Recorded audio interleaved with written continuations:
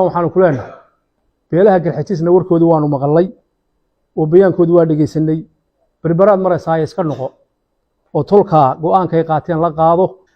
waayelka garxajis ee sharafta badan ee sida fiican u hadlay waa sidii guurtinimada ahayd ee la yiqiin ee ku saleysnaashay dhaqanka Soomaalida aad iyo aad dawadayaal halkan aan ku sugannahay waa hoyga ay ka degan yihiin qaar ka mid ah ismada gobolada Laascaanood ee xarunta gobolka Sool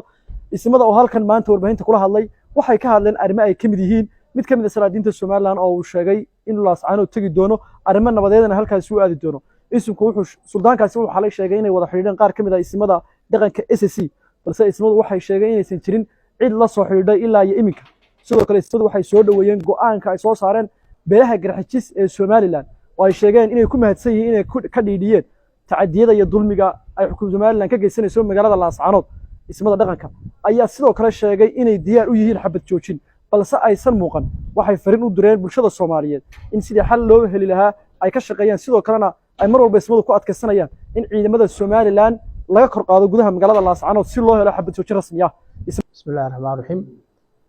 maanta oo maalin sabti ah waxaanu joognaa magaalada Laascaanood xaruntii gobolka Sool halkan waxaa fadhiya salaadiintii gobolada Sool iyo Sanaag iyo Cayn sidaad nooga barateenba annaga hadalkayagu ma badna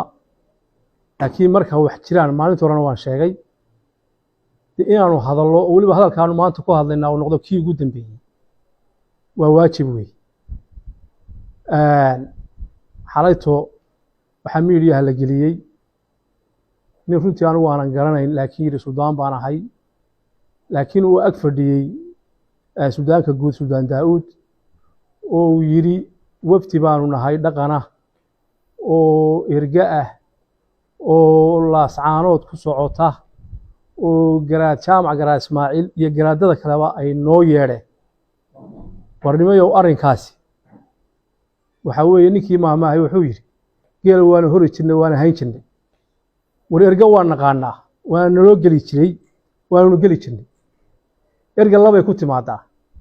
erga iskeed u soo dhaqaaqday marka wax dhacdo oo cidna wax weydiin oo meeshii wax ka dhacay soo fadhiisata iyo ergo intay soo hadasho loo diyaar garoobo waa mid subxaanallah weeye labada erga midna anagu ma hayno erga waxaanu haynaa war sheegaysa aan jirin oo ilaa Muuse gaarsiisay oo aanu ka hadalnay war waxaanu maanta cadaynaynaa inaan anagu cidna u yeedhin waxaanu cadaynaynaa inaan cidina la soo hadlin waxaanu cadaynaynaa cidna la soo xidhiidhay midna ayna jirin suldaan daawud waxaan leeyahay agtaadu fadhiyay ninka hadlaya inay suldaanka Ayuub baan ahay anu Ayuub waan aqaanaayo suldaan Uwaas Axmed baan aqaanaa mar haddii suldaan daawud agtaada uu fadhiyo waftigaagana uu ka mid yahay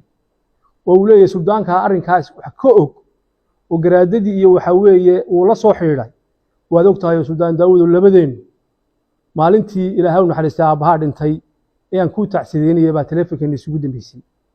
dhowr jeerna xafladeen isugu nin ilamaad soo hadleen garaadadan gobolada Sool iyo Sanaag lama soo hadleen mar hadday sidaa tahay suldaan waxaan ku leenahay beelaha garxajisna warkoodu waanu maqalay oo bayaankoodu waa dhageysanay barbaraad maraysaa iska noqo oo tolka go'aanka ay qaateen la qaado oo iska noqo annagu waxa weeye suldaan lama aan soo hadlin kulama aan soo hadlin ummadana waxaan u sheegaynaa mar hadda hadalku soo noqnoqday war hal la ogaado war hooy annagu cidna uma yeedhin cidna la soo hadashay ma jirto ummadda islaamka waxaan u sheegaynaa ummadda Soomaaliyeed u sheegaynaa walaalaha waqooyiga u sheegaynaa in ergadan soo noqnoqonaysa in lagu been abuuranaya inaanay jirin war ma jirto war dhaqanku saama ahaan jirin war dhaqanku labada qodob buu ku imaan jiray erga waxa weeye annagu marka wax dhacaan toos baan u tagi jirnay anagu cid la hadlin iyo ergasha soo sheegto la soo dhaweeyo war mar haddii aad war aan jirin ka soo horeysiinaysaan oo aad annaga waxa weeye war aan jirin naga sheegaysaan sidee baad erga u noqonaysaan sidee baad waxa weeye wixii la idin dhiibana aad run uga sheegaysaan mar hadda sidaa tiin waad fashilateen iska noqda warkaasna maanta halkaa ku haro beelaha garxajisna waxaan leenahay iyadoo la iga dambeyn doono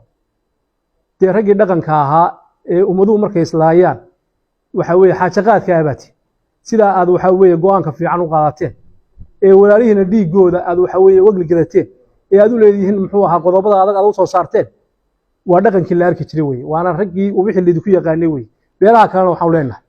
haddeedan arrinkan raalli ka ahayn sidaa uga hadla asalaamu calaykum raxmaan raxiim bismillahi raxmaan raxiim saxaafadda iyo golahan aanu joognay odayaasha dhaqanka iyo cid kasta oo fideoga daawata waxaan ku salaameynaa salaanta islaamka asalaamu calaykum waraxmatullahi wabarakaatu waxaan rabnaa hadalku labada aysin baa yiri hadalkaygu maanta ma badna warar fara badan oo intaas hor iyo daba maraya oo si dadka jaahwareer u geliyay unbaa lagu kalifay kelmada laga yiraahdo kow annaga horta ma diidin nabadda labo ma diidin xabad joojin laakiin wax si saxa oo toos u socda ma baanu aragba marba hadal meel laga soo duubayo iyo kelmado la warfinayo iyo qaar terrorism aan la dagaalamaynaay kulli bilaada ku dhari way dhigaysanayeen marka bal qolyaha waxaan oran lahaa marba hadalkina saxa oo hadalkinu jaha uun ha qabsado ama xabad ha qabsado ama xabad joojin iyo nabad ha qabsado qolyaha intaasaan oran lahaa oo bahasha iska saxa haddii nin wala soo doono isaga hadlo mid media wax ku soo qor mid cid baan la hadlay mid halka terrorism baan dagaalamayna oo wax la yaab leh warbal si saxa tad ilaahay ka baqdaan waayahay erganimada dadku waa Soomaali waa la yaqaanaa dhaqanku wuu soo hadla wala wada hadla hagee isugu nimaadna waxaynu yeelaa ha tala ah halkaas boroseskaas waa loo soo maraa qaar iska soo duulo markuu isoo taagay weydila joognaana waa la arki laakiin mid isagoo gurigiisa jooga iska leh hebel baan la hadlay oo halkan aan ka hadlay oo baraan baxaya oo waxyaalaha ku cusub kulli dhaqanka aynu niqiin hadalka odayaasha hore soo ururiyay aad ugu talax tagi maayo wixii arrin weynoo dambeyn doonaan waayeelka garxajis ee sharafta badan ee sida fiican u hadlay waa sidii guurtinimada ahayd ee la yiqiin ee ku saleysnaanaysa dhaqankii Soomaalida aad iyo aad baad u mahadsantihiin cid kastana waxaan u cadaynaynaa xabad joojin iyo nabad baa la diiday cid ku marmarsoon doontay waa been wax u socda iyo wax wada saxan haya midna ma aan arag salaamu calaykum kadib karataaba hadalka uu yiri inteedoo dhan waa la qabnaa ana waa ku raacsanahay isagoo dhan waa hadal uu yiri oo lagu tashaday taasoo waa inta hadalka kale isaga ka jawaabay waxaan la adkaynayaa ta xagga garxajiska go'aankiisa ku saabsan dowladda ama Soomaaliya taariikh bay leedahay iyada oo dowladnimada Soomaaliyeed ma aan hadal hayn reedab khaatimo meel la yiraahdo yay fadhiisteen nimanka garxajis waxay ku baaqeen Soomaalida soo nabad iyo dowlad gudub waa taariikhdoodii tan maantana sidaa ay u hadleen waa tala aanu isla dhiqin weligayana horaan u idhi tala iyo tayiisa naga dhaxaysa